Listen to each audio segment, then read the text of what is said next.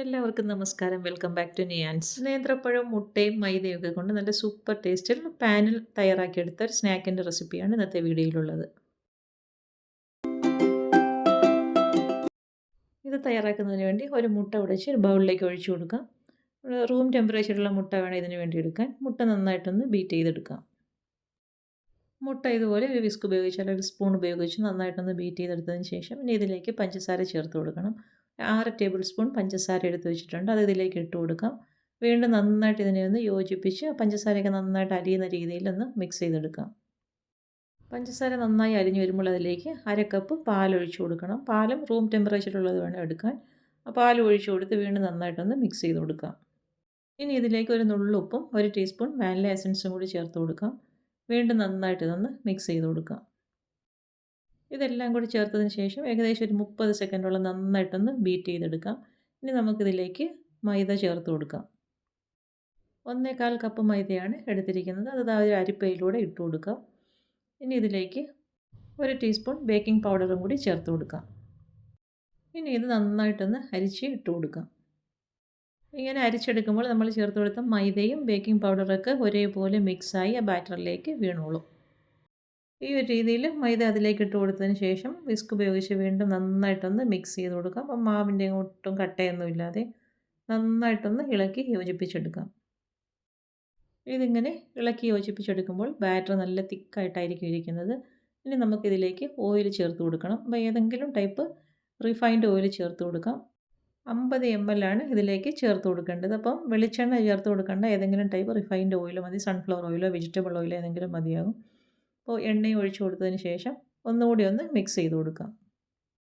ഒഴിച്ചു കൊടുത്ത എണ്ണ നന്നായിട്ടൊന്ന് എല്ലാ ഭാഗത്തും പിടിക്കത്തക്ക രീതിയിലൊന്ന് മിക്സ് ചെയ്താൽ മതിയാകും. ഒരുപാടിട്ട് ഇളക്കി കൊടുക്കണ്ട. ഇനി ഇതേപോലെ നന്നായിട്ടൊന്ന് മിക്സ് ചെയ്ത് അത് മാറ്റി വയ്ക്കാം. അപ്പോൾ ഇതെല്ലാം കൂടി മിക്സ് ചെയ്തെടുക്കുമ്പോൾ ഈ ഒരു കൺസിസ്റ്റൻസിയിലാണ് ബാറ്റർ കിട്ടുന്നത്. ഇനി ഒരു പാൻ അടുപ്പിലേക്ക് വെച്ച് കൊടുക്കാം. അതിലേക്ക് കുറച്ച് ബട്ടർ ഇട്ട് കൊടുത്തൊന്ന് മെൽറ്റ് ചെയ്തെടുത്തതിന് ശേഷം പാനിൻ്റെ സൈഡിലെല്ലാം ഒന്ന് സ്പ്രെഡ് ചെയ്ത് കൊടുക്കാം. ബട്ടർ നന്നായി മെൽറ്റ് ആകുമ്പോൾ 1 ടേബിൾ സ്പൂൺ പഞ്ചസാര ഇതേപോലെ നന്നായിട്ട് എല്ലാ ഭാഗത്തും ആകത്തക്ക രീതിയിലൊന്ന് വിതറി കൊടുക്കാം. ഇനി ഫ്ലെയിം ഓഫ് ചെയ്ത് അടുപ്പിൽ നിന്ന് മാറ്റി വയ്ക്കാം. ഇനി നമുക്കിതിലേക്ക് വേണ്ടത് 2 നേന്ത്രപ്പഴമാണ്. നന്നായിട്ട് പഴുത്ത 2 നേന്ത്രപ്പഴം എടുക്കാം. തൊലി കളഞ്ഞതിന് ശേഷം നമുക്കിതിനെ ഒന്ന് കട്ട് ചെയ്തെടുക്കണം. അപ്പം നമ്മുടെ പാനിൻ്റെ വലുപ്പത്തിനനുസരിച്ച് വേണം ഈ നേന്ത്രപ്പഴം കട്ട് ചെയ്തെടുക്കാൻ. ആദ്യം ഇതേപോലെ കനം കുറച്ച് നീളത്തിൽ കട്ട് ചെയ്തെടുക്കാം. പിന്നീട് പാനിൻ്റെ വലുപ്പം അനുസരിച്ച് ഇതിനെ ഒന്ന് മുറിച്ച് കൊടുക്കണം. ഞാൻ എടുത്തു വച്ചിരിക്കുന്ന പാനിൻ്റെ വലുപ്പം അനുസരിച്ചാണ് ഇത് മുറിച്ച് കൊടുക്കുന്നത്. അപ്പോൾ ഈ ഒരു രീതിയിൽ വലുപ്പം നോക്കിയതിന് ശേഷം കട്ട് ചെയ്ത പഴം ഇതേപോലെ പാനിലേക്ക് നിരത്തി കൊടുക്കാം. ഈ ഒരു രീതിയിൽ കട്ട് ചെയ്ത പഴമെല്ലാം നിരത്തി കൊടുക്കാം. ഇനി ഇതിൻ്റെ പുറത്തായി നമ്മൾ തയ്യാറാക്കി വെച്ചിരിക്കുന്ന ബാറ്റർ ഒഴിച്ചു കൊടുക്കാം.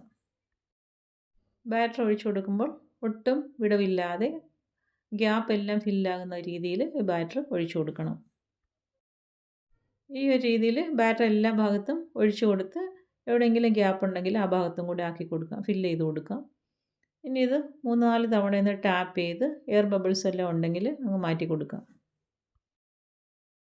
ഈ ഒരു രീതിയിൽ 3-4 തവണ ടാപ്പ് ചെയ്തതിന് ശേഷം സ്റ്റവ് ഓണാക്കി ഫ്ലെയിം നന്നായിട്ട് സിമ്മിലാക്കിയതിന് ശേഷം അടുപ്പിലേക്ക് വെച്ച് കൊടുത്ത് മൂടി വയ്ക്കാം. ഒരു 25 മിനിറ്റ് വെയിറ്റ് ചെയ്യാം. അപ്പോഴേക്കും ഒരു വശം നന്നായിട്ട് പരുവായി കിട്ടും. ഇപ്പോൾ ഒരു വശം നന്നായിട്ട് പരുവായി കിട്ടിയിട്ടുണ്ട്. ഇനി നമുക്ക് ഇതേപോലെ ഒരു പ്ലേറ്റ് ഉപയോഗിച്ച് ഇതിനെ ഒന്ന് കമഴ്ത്തി കൊടുക്കാം.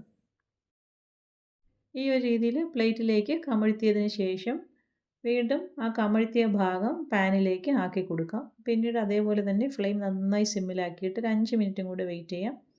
അപ്പോഴേക്കും സ്നാക്ക് നന്നായിട്ട് പരുവായി കിട്ടും. തിരിച്ചിട്ട് കൊടുത്തതിന് ശേഷം വീണ്ടും മൂടി വയ്ക്കാം. അപ്പോൾ നമ്മൾ തിരിച്ചിട്ട് കൊടുത്തതിന് ശേഷം 5 മിനിറ്റ് കഴിഞ്ഞ് ഇപ്പോൾ നന്നായിട്ട് പരുവായി വന്നിട്ടുണ്ട്. നമുക്ക് പ്ലേറ്റിലേക്ക് മാറ്റി കൊടുക്കാം.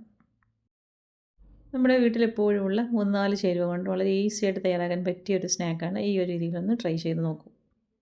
ഇനി ഇതിനെ ഒന്ന് കട്ട് ചെയ്തെടുക്കാം. അതായത് കണ്ടില്ലേ എത്രത്തോളം സോഫ്റ്റ് ആണെന്നുള്ളത്, നല്ല സൂപ്പർ സോഫ്റ്റാണ്. അപ്പോൾ തീർച്ചയായും ഇതൊന്ന് ട്രൈ ചെയ്ത് നോക്കൂ. അപ്പോൾ ഇന്നത്തെ വീഡിയോ ഇത്രയേ ഉള്ളൂ. ഇഷ്ടമായാൽ ലൈക്ക് ചെയ്ത് സബ്സ്ക്രൈബ് ചെയ്ത് സപ്പോർട്ട് ചെയ്തേക്കൂ. വീണ്ടും അടുത്ത വീഡിയോയിൽ കാണുന്നത് വരെ bye from Niyans. Thanks for watching.